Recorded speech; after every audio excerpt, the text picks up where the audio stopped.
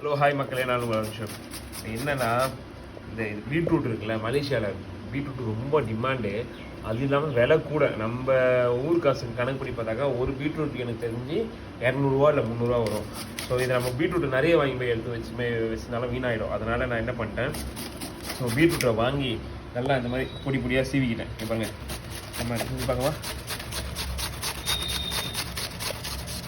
So இந்த மாதிரி பொடி பொடியாக சீவி எடுத்துக்கிட்டு இதில் வந்து ஒரு 2 லெமனு இல்லை ஒரு 3 லெமனை போட்டுக்குங்க. ஸோ 1 கிலோவுக்கு 2 லெமன் போடுங்க. நான் வந்து ஒரு 3 கிலோ பீட்ரூட் வாங்கியிருக்கேன். ஒரு 3 லெமன் போட்டு நல்லா வெயிலில் காய வச்சுருங்க. காய வச்சு சாதம் செய்ய போகிறீங்கன்னா வச்சு யூஸ் பண்ணிக்கலாம். பொடியாக ஒரு டப்பாவில் போட்டு, கண்ணாடி டப்பாவில் போட்டு யூஸ் பண்ணிக்கோங்க. இல்லை நீங்கள் டீ குடிக்க போகிறீங்கனாலும் பொடியாக்கி காலையில் ஏர்லி மார்னிங் டீ குடிக்கிறதுக்கு பதிலாக இந்த பீட்ரூட்டும் லெமனும் மிக்ஸ் பண்ண தண்ணி குடிச்சிங்கன்னா உடம்புக்கு அவ்வளோ நல்லது. அதுலேயும் நம்ம ஊரில் விளையிறதுல வந்து கொஞ்சம் கெமிக்கல் கம்மியாக தான் இருக்கும். ஸோ அந்த மாதிரி பண்ணுங்கள்.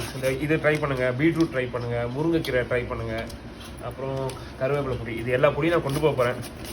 ஏன்னா எனக்கு இதெல்லாம் வந்து கிடைக்கிறது ரொம்ப கஷ்டமாக இருக்குது. மலேசியாவில் கருவேப்பிலை 2 கருவேப்பிலை பார்த்தீங்கன்னா 2 வெள்ளி வரும். 2 வெள்ளினா நம்ம ஊர் காசுக்கு 40 ரூபா, 50 காசு 50 ரூபா வரும். அந்த மாதிரி 50 ரூபா கருவேப்பிலை கொடுத்துவாங்கன்னா எங்கள் அம்மா தொடப்பட்டு எடுத்து அடிக்கும். நான் இங்கேருந்து வாங்கி எல்லாத்தையும் பொடியாக ஆக்கி எடுத்துகிட்டு போக போகிறேன்.